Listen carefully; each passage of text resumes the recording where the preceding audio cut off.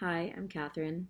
So the dish that I chose for this assignment is a dessert that's called chocolate crunch, and it's one that my grandmother makes when she comes to visit my family for holidays, for Thanksgiving and for Christmas.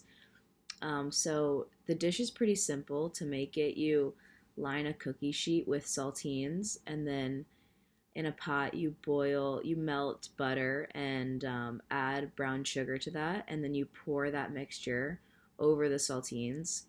And then you bake that entire thing for 15 minutes at 350.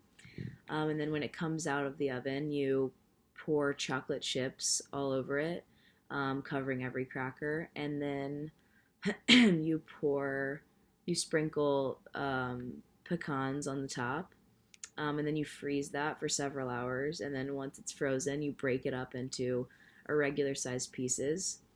And so my grandmother lives in Georgia, and I live in Richmond, Virginia. So when she comes to visit, she always brings a red tin full of this stuff. So it's a reminder of the holidays and of just a time of celebration. And I didn't even know that the recipe had a title before I asked my mom to send me a photo of the recipe for the sake of this assignment, because it is just such a staple of my family's house over the holiday season. And more recently, my mom has started making it too. And one change that she makes sometimes is she leaves out the pecans. She just sometimes only does it with chocolate. Um, and so the smell of this cooking in my house is really a reminder of holidays and of celebration.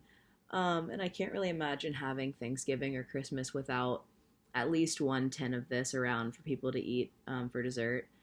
Um, so I don't think there are any big changes that have been made to this recipe over time, but one change that I personally might make if I make it in the future is using vegan butter and using vegan chocolate. I'm a vegetarian, but I'm trying to evolve my diet to include a lot more vegan products. So I might try that out if I make it in the upcoming years.